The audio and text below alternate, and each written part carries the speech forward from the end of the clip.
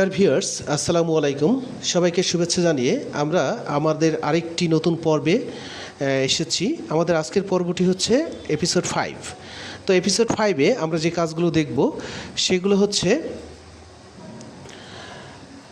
প্রথম হচ্ছে কিভাবে আমরা পেজ ব্রেক করব, কলাম ব্রেক করব। তারপরে হচ্ছে কিভাবে পেজ নাম্বার ইনসার্ট করব।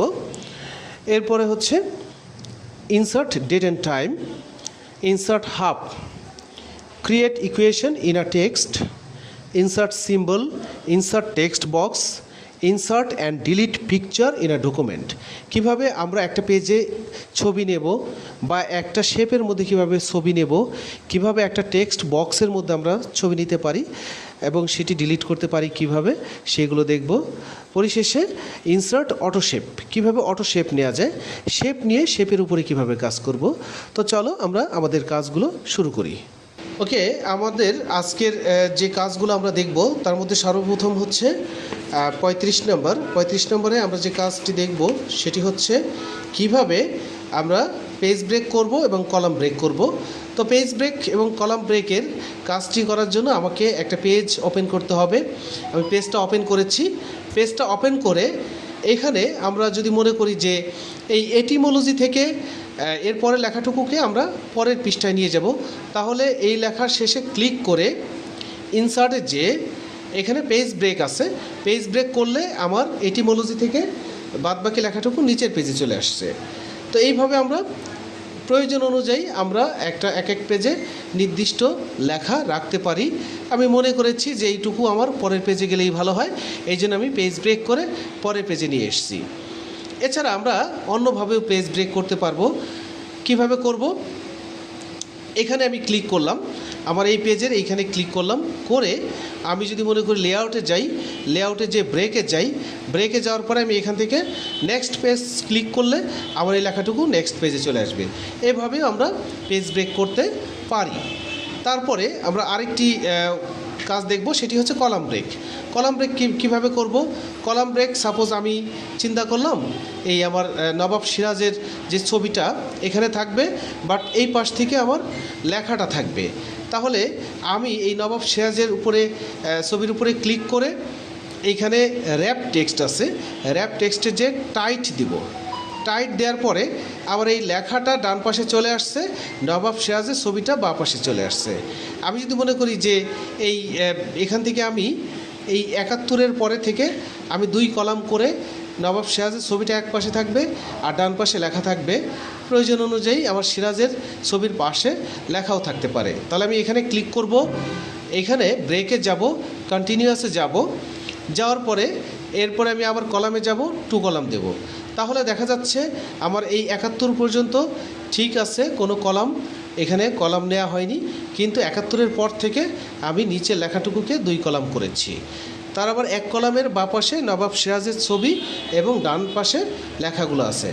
এইভাবে আমরা কলাম ব্রেক করতে পারি। আমরা আমাদের প্রয়োজন অনুযায়ী ছবিটাকে আমরা ধরে ছোটো বড়ও করতে পারি, যেখানে যেভাবে রাখার দরকার সেইভাবে রেখে আমরা এই কাজগুলো করতে পারি। তো এই হচ্ছে আমার পেজ ব্রেক, কলাম ব্রেক। তারপরে কলাম ব্রেক আমরা অন্যভাবেও দেখতে পারি। আমি যদি মনে করি আমার এই লেখাটুকুকে আমি শুধু কলাম করব, তাহলে এই লেখাটুকুকে সিলেক্ট করে কলামে যে 2 কলাম দিয়ে দিলাম। এইভাবে আমার লেখাটুকু জাস্ট এই প্যারাগ্রাফটুকু 2 কলাম হয়ে গেল। তারপরে আমি চলে আসি কিভাবে পেজ নাম্বার ইনসার্ট করা যায়। পেজ নাম্বার ইনসার্ট করার জন্য আমি কি করব? প্রথমে ইনসার্টে যাব, প্রথমে ইনসার্টে যে এখানে পেজ নাম্বারে যাব, যাওয়ার পরে টপ অফ দ্য পেজ, এখানে আমি পেজের উপরে পেজ নাম্বার দিতে চাইলে এই যে একটা পেজ নাম্বারের অপশন রয়েছে, একটা ফরম্যাট রয়েছে, এই ফরম্যাটটা আমি দিলাম। তাহলে আমার পেজ যদি একাধিক হয় তাহলে যে কটা পেজ সে কটা নাম্বার হয়ে যাবে। আমি যদি এই লেখাটাকে কপি করে আরও পেজ বাড়াই, কপি করলাম, কন্ট্রোল-C দিয়ে পেস্ট করি, যত বাড়াবো তত পেজ নাম্বার আমার এখানে নিচে তত নতুন পেজ তৈরি হবে এবং পেজ নাম্বার দেখা যাবে এখানে। এইভাবে আমরা পেজ নাম্বার আনতে পারি। আমি চাইলে ইনসার্টে যে এখানে যে বটমেও আনতে পারি, মানে পেজের নিচে বটমেও আমি পেজ নাম্বার দিতে পারি, প্রত্যেকটা পেজের নিচে পেজ নাম্বার দিতে পারি। তো এইভাবে আমরা টপে এবং বটমে পেজ নাম্বার দিব। আবার ইনসার্টে যে পেজ নাম্বারটাকে সরিয়ে দিব, রিমুভ পেজ নাম্বার, আমার উপরের থেকে টপ এবং বটম দুই জায়গা থেকে পেজ নাম্বার চলে গেছে। এইভাবে আমরা পেজ নাম্বার আনতে পারি। তারপরে দেখব কিভাবে আমরা ডেট টাইম ইনসার্ট করতে পারি। তো আমরা জানি ডেট টাইম ইনসার্ট করার যে অপশন, সেই অপশনটি সাধারণত এই যে ইনসার্টের যে এই যে ডেট টাইম, এখান থেকে আমরা ডেট টাইম ইনসার্ট করতে পারবো। এইটা একটা উপায়। আর একটা উপায় হচ্ছে আমি যদি অল্টার শিফট ডি চাপি, সাপোজ আমি কোনো একটা জায়গায় অল্টার শিফট ডি চাপি, এটা মুছে ফেললাম, আমি এখানে অল্টার শিফট ডি চাপলে ডেট আসবে, কিবোর্ড থেকে অল্টার শিফট ডি আর অল্টার শিফট টি চাপলে টাইম আসবে। এইভাবে আমি ডেট টাইম ইনসার্ট করতে পারবো। এরপরে চলে আসি কিভাবে আমরা হাফ আনবো। তো হাফ আনার জন্য আমার ইকুয়েশনে যেতে হবে। কেন হাফ আনবো? অনেক সময় বাচ্চাদের অঙ্ক করার জন্য হাফ প্রয়োজন পড়ে, বা বড়দের অঙ্ক করার জন্য হাফ প্রয়োজন পড়ে। তাহলে হাফ আনার জন্য আমাকে ইনসার্টে যেতে হবে, ইকুয়েশনে যেতে হবে। এখানে এক্স বাই ওয়াই, এইটাকে আমরা এইভাবে লিখে উপরে 1 লিখে দিব, নিচে অবশ্যই এই ঘরে ক্লিক করতে হবে। এইভাবে আমরা হাফ লিখে দিব। কিভাবে ইকুয়েশন ইনসার্ট করা যায়? 39 নম্বরে how to create equation in a text. Equation আনার জন্য আমাকে প্রথমে ইনসার্টে যেতে হবে। এই যে ইকুয়েশনে যে আমরা এই সব অপশন, সব সিম্বল এখান থেকে আনতে পারবো প্রয়োজন অনুযায়ী।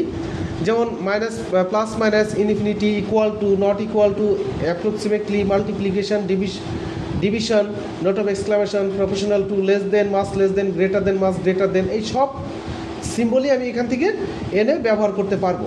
তাহলে আমি সাপোজ আমার ভাগ চিহ্ন দরকার, তাহলে আমি ইনসার্টে যাব, ইকুয়েশনে যাব, এই যে এখানে ভাগ চিহ্ন আছে, ভাগ চিহ্ন এনে আমি কাজ করতে পারি। বা আমার গুণ চিহ্ন দরকার, এখানে গুণ চিহ্ন আছে, সমস্ত চিহ্ন এখানে আছে। ইভেন আমি যদি রেডিকেল আনতে চাই, রেডিকেল মানে রুট, আমি যদি রেডিকেল আনতে চাই তাহলে রেডিকেলও আনতে পারবো। কিভাবে রেডিকেল আনবো? ইনসার্টে যাব, ইকুয়েশনে যাব, এইখানে হচ্ছে রেডিকেল নামে অপশন রয়েছে, এখানে এই রুটে আমি ক্লিক করলাম, এখানে লিখলাম 36 প্লাস 36। আমি যদি এখানে রেডিকেল আবারও আনি তাহলে এখান থেকে রেডিকেল আনতে পারবো। এখানে আমি 16 দিয়ে দিলাম, ওকে। তারপরে ইকুয়াল টু দিয়ে আমি এই মাঝখানে একটা চিহ্ন দিয়ে দিব। কি চিহ্ন দেওয়া যায়? মাঝখানে ইনসার্টের যে এই ইকুয়েশনের যে এখান থেকে আমি গুণ চিহ্ন দিয়ে দিলাম। তাহলে 36 ইন্টু 16 সমান কত হয়? এখানে 6 থাকবে, 6 থাকবে, আর এখানে 4 থাকবে, তাহলে 4 6 24 হবে গুণ করলে। এইভাবে আমরা আমাদের ইকুয়েশন ইউজ করতে পারি। এরপরে আসি আমরা 42 নম্বরে, how to insert text box. আমার যদি একটা টেক্সট বক্স দরকার পড়ে, অনেক সময় এই ইনসার্টের যে আমরা টেক্সট বক্সের যে ড্র টেক্সট বক্স, এখান থেকে আমরা টেক্সট বক্স তৈরি করে দিব। এখানে আমি চাইলে একটা ছবি আনতে পারি, বা এখানে লেখালেখিও করতে পারি। ছবি আনতে চাইলে আমি শেপ ফিলে যাব, অবশ্যই শেপ ফিলে যাব, পিকচারে যাব, ওয়ার্ক অফলাইনে যাব, এখানে ব্রাউজে যাব, আমার যে ছবি আছে কম্পিউটারে সেই ছবি একটা এখানে আমরা ইনসার্ট করব।